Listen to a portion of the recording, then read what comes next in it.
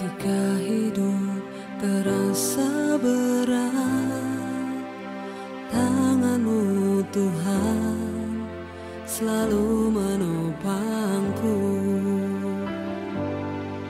Di saat jalan terasa buntu, cahaya-Mu Tuhan selalu terangiku. Mujizat-Mu masih terjadi tiap hari, selalu terjadi. Mujizat-Mu masih terjadi setiap hari, selalu terjadi.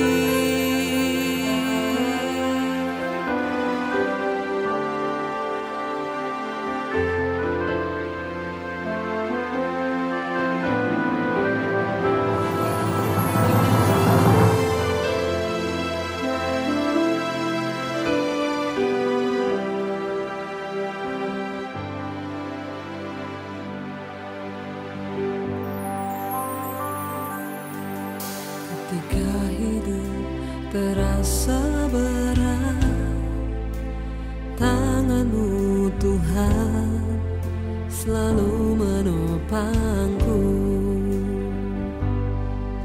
Di saat jalan terasa buntu, cahaya-Mu Tuhan selalu terangiku. Mujizat-Mu masih terjadi tiap hari, selalu terjadi.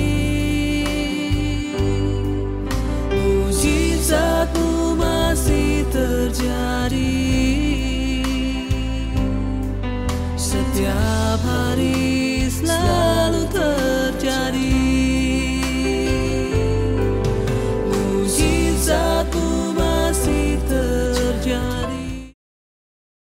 Shalom saudara, selamat hari Minggu, selamat beribadah. Mari kita satukan hati kita untuk berdoa. Tuhan Yesus, terima kasih Tuhan untuk penyertaan-Mu di sepanjang hidup kami Tuhan. Kalau sampai hari ini kami masih boleh ada Tuhan untuk memuji dan meninggikan nama-Mu, itu semua hanya karena berkat anugerah-Mu saja Tuhan. Tuhan, terima kasih Tuhan, hadirlah di tengah kami Tuhan. Kami membawa pujian dan syukur kami Tuhan. Terima kasih Tuhan, amin. Naikkan syukurku buat hari yang Kau beri, tak habis-habisnya kasih dan rahmat-Mu selalu baru, dan tak pernah terlambat pertolongan-Mu. Besar setia-Mu di sepanjang hidupku. Ku naikkan syukur, syukurku buat hari yang Kau beri, tak habis-habisnya kasih dan rahmat-Mu selalu baru,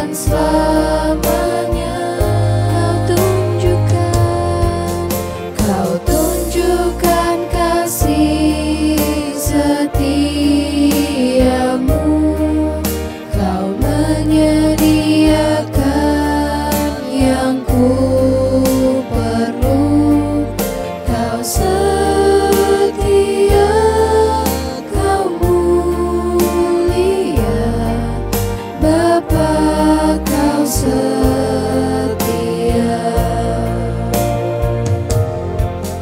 Kau tunjukkan kasih setiamu, Kau menyediakan yang ku perlu. Kau setia, Kau mulia, dulu, sekarang, dan selamanya. Kau tunjukkan kasih setiamu, Kau menyediakan yang ku perlu. Kau setia, Kau mulia, Bapa, Kau setia.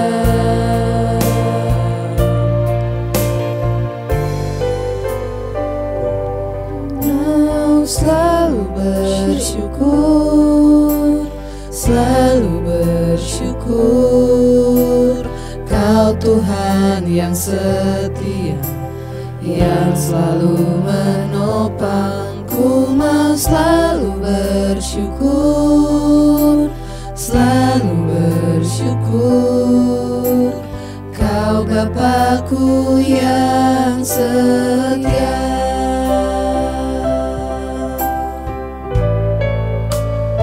Ku mau selalu bersyukur, selalu bersyukur.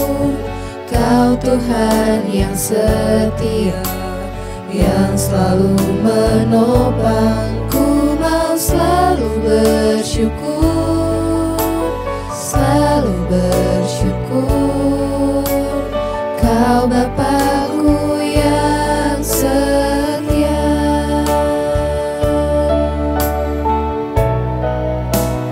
Ku mau selalu bersyukur, selalu bersyukur.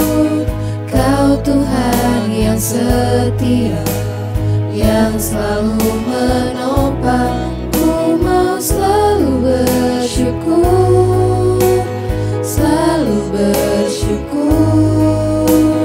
Kau Bapakku yang setia. Terima kasih Tuhan, buat hari ini kami mengucap syukur. Tuhan membangunkan kami dengan tubuh yang sehat, tidak kurang suatu apapun. Bahkan kalau kami masih ada, kami masih hidup, masih bisa mendengarkan firman-Mu, kami tahu itu semua anugerah Tuhan. Ajar kami mengerti dan ajar kami Tuhan untuk terus melakukan kehendak-Mu dalam hidup kami, agar hidup kami memuliakan nama Tuhan. Urapi hamba-Mu yang tidak ada apa-apanya, urapi setiap kami Tuhan. Dalam nama Yesus kami buka hati bagi firman-Mu. Haleluya. Amin, amin. Iya, shalom saudara, selamat hari Minggu. Kita berjumpa kembali hari ini untuk mendengarkan firman Tuhan. Iya, firman Tuhan hari ini saudara, saya percaya bahwa firman Tuhan itu memberikan kepada kita pengajaran, nasihat supaya hidup kita semakin hari semakin diubahkan. Ya, menjadi seperti yang Tuhan mau. Iya, hari ini kita akan sama-sama belajar ya firman Tuhan. Saya beri tema firman Tuhan, garam yang tawar, ya. Saudara, di mana-mana itu yang namanya garam itu pasti asin ya. Kita pasti akan merasa aneh dan heran kok ada garam yang menjadi tawar gitu ya. Namanya garam asin, namanya gula manis ya. Kalau gula sudah jadi tawar ya lucu juga ya, apalagi garam ya. Garam itu di mana-mana asin, tetapi kalau sudah jadi tawar, itu berarti sesuatu. Kita coba baca sama-sama Matius pasal yang kelima. Injil Matius pasal yang kelima ayat 13 mulai ya, garam dunia dan terang dunia judul perikopnya. Yesus berkata begini kepada murid-muridnya, kamu adalah garam dunia. Jikalau garam itu menjadi tawar, dengan apakah ia diasinkan? Tidak ada lagi gunanya selain dibuang dan diinjak orang. 14, kamu adalah terang dunia. Kota yang terletak di atas gunung tidak mungkin tersembunyi.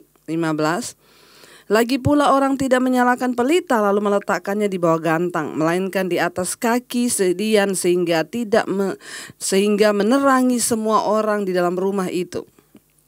Demikianlah hendaknya terangmu bercahaya depan semua orang, supaya mereka melihat perbuatanmu yang baik dan memuliakan Bapamu yang di sorga. Ya, saudara, garam yang menjadi tawar. Ya, Yesus berkata di sini, kamu adalah garam dunia.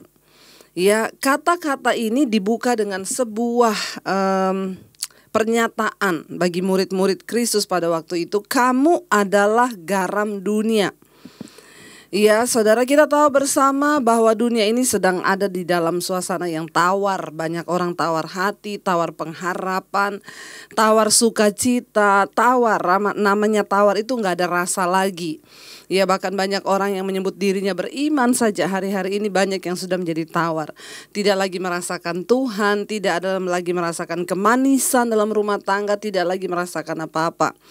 Ya, dan Yesus berkata, kata-kata pertama ini dibuka dengan kamu adalah garam dunia. Dengan kata lain, Yesus sedang memberikan sebuah penekanan kepada murid-muridnya.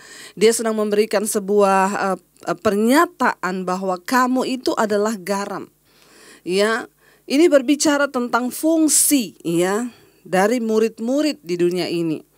Yesus sedang memberikan sebuah pernyataan, kamu itu garam. Ya, tahu dulu, mengerti dulu fungsi kita ini di dalam dunia ini apa? Garam, kata Tuhan. Garam itu fungsinya yang pertama memberi rasa asin, memberi rasa lesat. Garam itu mempengaruhi. Ya, garam itu menjadi pengawet juga. Ya, kalau orang mau bikin ikan asin apa-apa dikasih garam yang banyak, itu dia nggak busuk, saudara ya. Nah, Yesus berkata kepada muridnya, kamu itu garam. Ini berbicara tentang Yesus sedang menekankan fungsi dari orang Kristen atau anak Tuhan atau orang percaya. Ya, saudara, mengapa kita harus mengetahui fungsi kita sebagai orang percaya? Kita ini harus tahu apa sih fungsi saya ini mengikuti Yesus. Apa fungsi saya dalam dunia ini? Apa fungsi saya di tengah keluarga? Mengapa begitu banyak terjadi hari-hari ini kehancuran di dalam keluarga? Karena banyak orang Kristen, mereka nikah secara Kristen, mungkin mereka ikut konseling pranikah, tetapi mereka itu nggak ngerti fungsinya di dalam keluarga dan rumah tangga. Kenapa kita harus dikonseling pranikah sebelum menikah? Supaya kita ini mengerti fungsi kita sebagai suami itu apa, fungsi kita sebagai istri itu apa, fungsi kita sebagai anak dalam sebuah keluarga itu apa. Ya, kekacauan bisa terjadi di mana-mana kalau orang itu nggak ngerti fungsinya. Ya, mau di mana aja, saudara, di gereja, di kantor, ya di jalan, di mana aja. Kalau orang nggak ngerti fungsi, ya itu bisa ya ribut, bisa berantem. Kenapa nggak ngerti fungsinya? Kenapa Yesus memberitahukan kepada murid-muridnya, kamu tuh garam dan terang dunia. Ngerti dulu fungsimu itu di dunia ini apa. Oh, sebagai garam. Ya.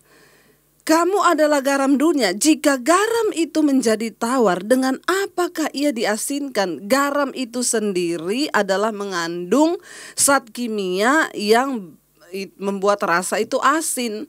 Nah, kalau garam itu menjadi tawar, itu aneh. Ya. Di sini dikatakan jika garam itu menjadi tawar, dengan apakah ia akan diasinkan? Lawang garam itu sendiri pengasin. Kalau dia sudah tawar, dengan apa lagi mau diasinkan? Ya, di sini dikatakan saudara, Yesus bilang tidak ada lagi gunanya selain dibuang dan diinjak orang. Orang itu kalau nggak ngerti fungsinya, maka dia tidak akan berguna. Di dalam sebuah keluarga, ketika suami nggak ngerti fungsinya, dia nggak akan ada gunanya di keluarga itu, malah mungkin jadi batu sandungan buat istri dan anak-anaknya. Kalau istri dalam sebuah rumah tangga tidak mengerti fungsinya apa, maka rumah tangga itu juga bisa kacau. Istri kerjaannya cuma bergaya, ya pergi, nggak pernah ngurusi keluarga. Ya kita ini, saudara, kenapa banyak hal rumit terjadi dalam hidup kita, pernikahan kita? Karena orang semua dalam rumah tangga itu nggak ngerti fungsi. Ya, makanya perlu konseling pranikah itu supaya orang mengerti fungsi. Sampai hari ini masih banyak sekali ibu-ibu yang konseling, Bu, suami saya itu pulang telat, bahkan kadang nggak pulang, tidak menafkahi saya, suami saya itu tidak perhatian sama saya, suami saya itu. Nah ini saudara, ya kenapa terjadi kekacauan di rumah tangga? Ya karena suami kehilangan fungsi, nggak ngerti fungsinya. Demikian juga istri. Ya, istri itu di rumah fungsinya sebagai apa? Dia penolong, kata Alkitab. Ya, bahkan Amsal 31 berkata, istri yang cakap itu dia bangun menyediakan makanan untuk seisi rumahnya. Ya, suaminya tidak pernah kehilangan keuntungan. Yang terjadi sekarang, suami kehilangan uang terus karena banyak istri yang suka ngambil uang suami diam-diam. Kalau ada yang seperti itu hari ini, tersenyum dan bertobatlah, ya. Kenapa juga tapi istri menjadi tukang ngambil uang suami? Karena ada suami yang pelit, yang tidak mengerti fungsinya dalam rumah tangga itu sebagai apa. Ya, suami bekerja mencari nafkah untuk mencukupi kebutuhan istri dan anak-anaknya. Tentunya di dalam konteks yang benar-benar wajar. Kita harus bisa membedakan mana kebutuhan, mana keinginan. Banyak orang jatuh dalam persoalan keuangan. Kenapa? Karena nggak bisa bedakan mana itu kebutuhan, mana keinginan. Keinginan itu bukan kebutuhan. Bahkan seringkali kebutuhan juga kita nggak ingin tapi butuh. Hari ini tuh saya misalnya habis beras di rumah, sebenarnya saya nggak mau sih beli beras, pengennya beli baju. Ya, tapi yang namanya kebutuhan kan harus didahulukan supaya rumah tanggamu tertib. Ya, kenapa saudara terjadi kekacauan dalam banyak rumah tangga? Karena tidak mengerti fungsi. Yesus berkata kepada gurunya, kepada muridnya nomor 1, kamu adalah garam. Ya. Kalau kamu itu garam, ngertilah ya gunanya garam itu apa. Tetapi Yesus berkata, jika garam itu jadi tawar, ya uang gunanya itu mengasinkan. Garam itu gunanya mengawetkan. Kalau udah tawar berarti dia sudah kehilangan fungsi. Suami-suami yang kehilangan fungsi, jangan harap istri dan anakmu hidup ya mengasihi engkau bahkan takut akan Tuhan, jauh. Ya, istri-istri kalau engkau juga kehilangan fungsi. Nah, yang terjadi hari-hari ini, semua menuntut istri. Banyak istri yang menelpon saya itu nggak mau bu punya suami yang kayak begini. Bagaimana bisa membuat dia mengerti? Ya, saya selalu berkata, kita nggak bisa mengubah orang, tapi kita bisa mengubah diri kita sendiri. Mari kita introspeksi diri. Rubahlah dirimu terlebih dahulu. Berfungsilah sebagai istri yang baik dulu. Ya, baru Alkitab berkata, ya hai istri, jika ada suamimu yang belum bertobat, maka tanpa perkataan dia akan melihat perbuatan istrinya. Mari kita introspeksi diri, apakah kita ini sudah berfungsi sesuai firman Tuhan? Ya, anak-anak, engkau berfungsi dalam rumah tangga itu sebagai apa? Ya, anak-anak itu tumbuh dalam keluarga. Di firman Tuhan dikatakan mereka menjadi anak-anak yang manis, yang ada di sekitar meja kita.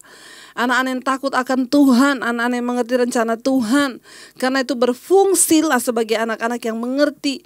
Ya, dan selalu saudara, tadi malam saya diundang untuk ngisi seminar ya secara Zoom saudara tentang keluarga. Banyak bapak-bapak yang bertanya, Bu, bagaimana caranya Bu kita itu mendidik anak dalam takut akan Tuhan Bu ya. Persoalannya sekarang ini kami mengalami kesulitan, anak kami mulai remaja lalu banyak yang memberontak.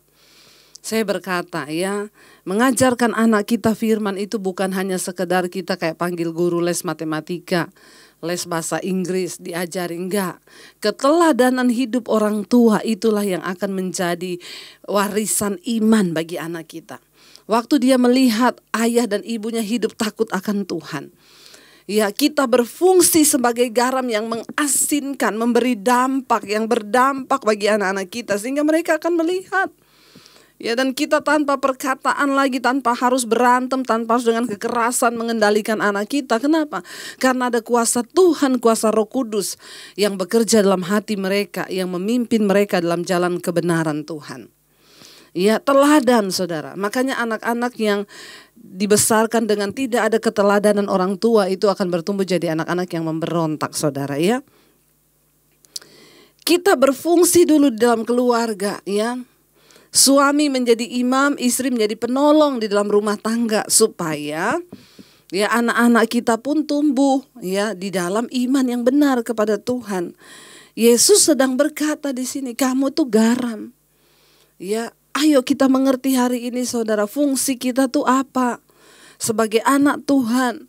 Ya, kita ini harus membawa warna, harus hidup berdampak. Ya, bagi orang yang ada di sekeliling kita, biarlah kita menjadi suami yang takut Tuhan, menjadi imam di tengah rumah tangga yang membawa istri dan anak-anak kita pada takut akan Tuhan. Biarlah kita istri menjadi penolong. Ya, yang membawa kehidupan, ya, sukacita bagi keluarga kita. Ya, kalau ada yang bertanya, Bu, kalau suami saya belum bertobat, belum mengerti fungsinya, tetap doakan. Ya, dan minta Tuhan. Perceraian bukan jalan keluar. Ya, selama kita tidak mau bergumul dan meminta kehendak Tuhan, maka kita, saudara, akan mengalami terus persoalan yang sama. Makanya ada orang yang sudah bercerai 3 kali, 4 kali. Ya, kita tidak akan pernah bisa mengerti. Ya, kemarin ada yang konseling kepada saya, Bu, saya sudah bercerai 4 kali, Bu. Ya, dan ini yang terakhir ini juga sudah diambang perceraian.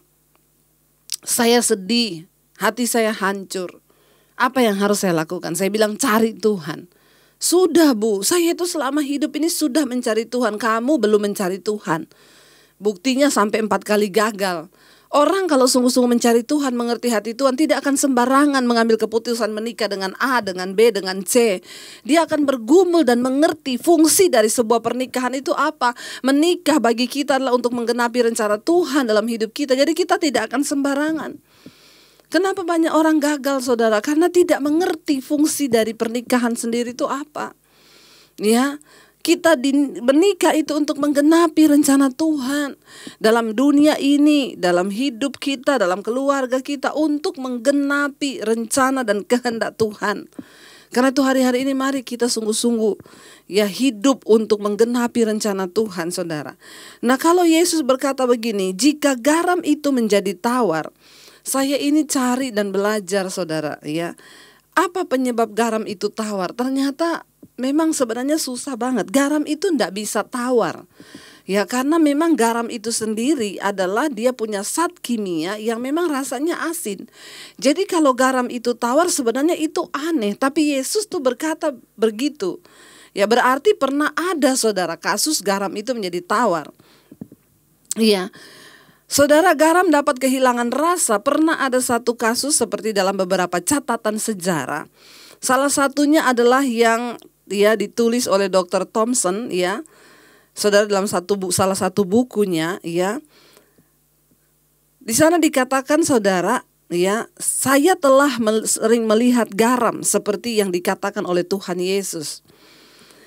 Ya, di sana dikatakan, ya, seorang pedagang di Sidon pada zaman itu memperoleh pendapatan dari impor garam yang begitu besar. Zaman dulu itu garam itu ya memang hanya didapat, saudara, ya di tertentu. Bahkan garam itu dulu menjadi salah satu ekspor impor yang sangat luar biasa. Bahkan pajak dari garam itu benar-benar luar biasa. Zaman dulu orang semua membutuhkan garam, ya.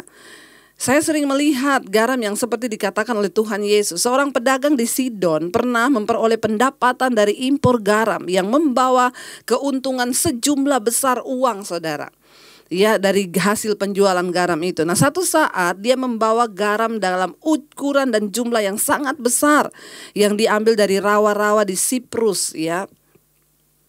Nah, karena pada waktu itu, saudara, untuk memasok seluruh provinsi dan sekitarnya setidaknya 20 tahun pada waktu itu, dia bingung mau menyembunyikan garam itu di mana. Lalu akhirnya disembunyikan, ya, diangkut garam itu ke sebuah pegunungan, ya, untuk menipu pemerintah pada waktu itu, ya, dan keluar dari dia akan keluarin sedikit-sedikit karena pada waktu itu ada larangan untuk membawa garam dalam jumlah yang besar. Disembunyikan di pegunungan, ditaruh di rumah, di gudang-gudang rumah yang itu tanahnya itu benar-benar langsung tanah. Ya, dan ternyata dalam waktu yang lama, selama 20 tahun garam itu ditimbun, ya tiba-tiba itu dia rasa garam itu menjadi asin. Kenapa? Karena bawah itu adalah tanah, saudara. Ya, saya mengambil sebuah saya mengambil sebuah hikmah. Ya, ternyata pernah ada kasus garam itu menjadi tawar karena disimpan selama 20 tahun di dalam gudang yang tanahnya itu tidak ada lantai dan benar-benar tanah. Dan akhirnya benar garam itu menjadi tawar lalu dibuang, saudara, ya. Dibuang, ya, dan dihambur di tanah, ya, hanya untuk diinjak orang. Garam dalam jumlah besar itu dilemparkan ke jalan. Saudara, kenapa garam itu menjadi tawar? Yang pertama karena dia tidak berfungsi dan hanya disimpan di dalam gudang. Ya, itu yang saya ambil hikmahnya. Kita ini sebagai orang Kristen bisa nggak jadi tawar? Bisa. Kalau hidup kita ini cuma bersembunyi, disembunyikan, tidak pernah menjadi dampak dan tidak berfungsi. Ya, kita cuma sibuk hidup bagi diri sendiri. Yang kita pikirin diri kita terus, kita pikirin diri kita terus, itu seperti garam yang ditaruh dalam gudang yang tidak dilihat siapapun karena disembunyikan, ya. Nah, kita ini kalau hidup cuma mikirin diri sendiri, terus kapan kita ini bisa berfungsi seperti yang Yesus mau? Jadi orang Kristen mikirin kapan aku diberkati, kapan aku. Ya, kapan aku punya rumah, kapan aku punya ini, kapan aku. Kita nggak pernah berpikir untuk bagaimana hidup saya ini berdampak. Sekalipun saya harus membayar harga, tapi Yesus berkata, saya ini garam dan terang dunia. Ya, berhentilah menjadi orang yang egois seperti garam yang hanya disimpan di dalam gudang, yang tidak pernah berpikir keluar. Mari kita mulai berpikir, Tuhan, apa yang aku bisa lakukan dengan hidupku? Saya dulu pernah bercerita, saudara, memberi kesaksian sebuah kisah dari seorang miskin yang pekerjaannya hanya sebagai buruh cuci. Ya, di Amerika ada seorang wanita yang dia tidak menikah. Ya, dia menyerahkan seluruh hidupnya untuk pekerjaan Tuhan. Dia cuma seorang buruh cuci, setrika, gosok, ya, yang pindah dari rumah ke rumah. Tetapi saudara, dari hasil penghasilannya itu dia tabung. Dia hanya pakai untuk kebutuhan hidupnya. Sisanya dia tabung. Ketika satu saat dia sudah mau meninggal di usia 70 tahun, ya, dia panggil saudara notaris untuk bikin sebuah perjanjian. Dia punya tabungan di bank, dan tabungan itu memang dia mau berikan untuk orang-orang yang tidak bisa bersekolah, karena dulu dia tuh mensekolah tapi tidak punya biaya. Waktu dilihat tabungannya, saudara, itu kalau dikurskan rupiah itu berjumlah 2,5 miliar. Loh, sebenarnya dia bisa nggak hidup foya-foya di hari tuanya dengan uang 2,5 M? Itu bisa. Tapi dia bukan garam yang disimpan di gudang, yang hanya menikmati semua untuk dirinya sendiri. Dia akhirnya apa? Kehilangan rasa dan tidak berfungsi sebagaimana yang Tuhan mau. Ya, di hari tuanya dia menyumbangkan ke yayasan orang-orang miskin untuk menyekolahkan anak-anak, uang 2,5 miliar. Ya, saudara, itu besar. Ya, tetapi ini terjadi, dan saya mau berkata, orang ini dia hidup sungguh-sungguh luar biasa menjadi garam yang berdampak dan berfungsi. Kalau mau dipikir itu hanya upah dari cuci gosoknya. Beda dengan orang Kristen zaman sekarang. Ya, sudah punya uang, dapat berkat, mikirin diri sendiri, dan terus apa? Menuntut Tuhan, aku kok kurang, berkatku kurang beli ini, kurang beli itu. Kapan kita mulai belajar melihat keluar dan berfungsi bagi orang lain? Selama kita menjadi garam yang hanya disimpan di gudang, maka kita akan kehilangan rasa dan tidak berfungsi bagi banyak orang. Mari saudara, kita mulai dari rumah tangga dulu. Jadilah istri yang memikirkan kepentingan suami dan anak-anak. Sebagai suami, jadilah suami yang memikirkan kepentingan istri dan anak-anak. Bahkan kita akan rela berkorban dari diri kita untuk melakukan sesuatu bagi keluarga kita. Mungkin istri engkau capek, tapi ketika suamimu meminta sesuatu, mungkin suami juga engkau capek, tapi ketika istrimu, ayo kita belajar untuk mengorbankan sedikit ego kita, sedikit tenaga kita bagi orang-orang yang ada di sekeliling kita. Ya, jangan menjadi garam yang hanya disimpan di gudang. Dalam waktu lama engkau akan kehilangan fungsi, bahkan menjadi tawar. Orang Kristen, kalau engkau tidak memikirkan hal-hal di luar dirimu, maka engkau akan kehilangan rasa. Mulai hari ini mari kita mau berkata, Tuhan, aku gak mau hidupku kehilangan fungsi, kehilangan rasa, sehingga aku tidak berfungsi, dan apa yang bisa dilakukan hanya dibuang dan diinjak orang. Tapi kami mau Tuhan untuk sungguh-sungguh berfungsi sesuai dengan apa yang firman Tuhan mau. Jadikan kami suami yang takut Tuhan, istri yang menjadi penolong, bahkan anak-anak yang hidup dalam takut akan Tuhan. Sehingga hidup kami berdampak bagi banyak orang. Bahkan kalau hari ini Tuhan percayakan ada harta di tangan kami, jadikan kami menjadi orang-orang yang mau menyalurkan sebagian dari apa yang sudah Tuhan berikan untuk orang-orang yang membutuhkan di sekeliling kami. Mari saudara, jadilah orang yang berdampak di hadapan Tuhan, supaya kita ini hidup kita memiliki rasa dan kita menjadi garam dan terang bagi banyak orang di sekeliling kita. Mari kita merenungkan pujian ini. Biar kita mau terus berkata kepada Tuhan, kami mau Tuhan Engkau pakai hidup kami. Oh Tuhan, pakailah hidupku. selama aku masih hidup di dunia ini. Karena satu saat nanti kami akan dipanggil oleh Tuhan. Dan ketika kami dipanggil, kami harus mempertanggungjawabkan semua yang sudah Tuhan percayakan bagi kami di dunia ini. Kami mau Tuhan pakai kami, diawali dari rumah tangga keluarga kami. Kami mau menjadi orang-orang yang berfungsi bagi sekeliling kami Tuhan. Yang berhenti memikirkan hanya diri kami, tapi kami mau belajar memikirkan kepentingan orang lain. Pakai hidup kami Tuhan, selama Tuhan masih beri kami waktu, kami mau berdampak bagi kerajaan Allah di dunia ini. Mari katakan sama-sama pujian ini dengan sikap penyerah. Oh Tuhan, pakailah hidup kami. Selama Engkau masih berikan kami nafas, kesempatan, kesehatan, kekuatan, kami bahkan mau mengabaikan semua kepentingan diri kami. Dan kami mau fokus hidup bagi kepentingan Tuhan. Kami mau berfungsi seperti apa yang Yesus katakan, kamu adalah garam dan terang dunia. Jadikan hidup kami berdampak Tuhan, dari keluarga kami bahkan kepada orang-orang di sekeliling kami, bahkan kepada dunia ini. Ini hidup kami, bentuk kami Tuhan. Bentuk kami supaya kami mengerti fungsi kami dalam dunia ini. Ubahkan kami tidak ingin menjadi garam yang tawar, yang disimpan di dalam gudang dan tidak berfungsi apapun. Kami tahu satu saat Tuhan akan panggil kami kembali. Biarlah kami Engkau dapati hidup kami sudah layak dan berkenan Tuhan. Oh Tuhan, pakailah hidupku selagi aku masih kuat. Bila saatnya nanti ku tak berdaya lagi, hidup ini sudah jadi berkat. Terima kasih Bapa, Mbak berdoa untuk setiap mereka yang mendengarkan firman hari ini. Berikan kekuatan untuk hidup berdampak bagi orang di sekeliling kami. Kalau ada suami-suami, biarlah suami menjadi imam. Mari Bapak-bapak angkat tanganmu di tempatmu. Saya akan berdoa buat para suami. Jadikan mereka imam di tengah rumah tangga mereka masing-masing, yang akan membawa istri dan anak-anaknya dalam takut akan Tuhan, dijauhkan dari kenajisan percabulan. Mari ibu-ibu angkat tanganmu di depan, di hadapan Tuhan. Tuhan, hamba berdoa buat setiap ibu-ibu, para istri, mereka boleh menjadi teladan di tengah rumah tangga mereka, menjadi penolong bagi anak dan suami mereka.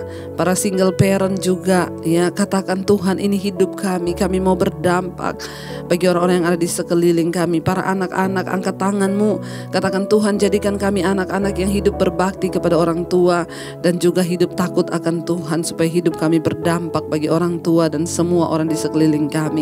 Terima kasih Bapa, kami tahu semua persoalan masalah kami ada jawaban di dalam nama Yesus. Ajar kami tidak fokus kepada diri kami, supaya kami tidak kehilangan fungsi dalam hidup kami.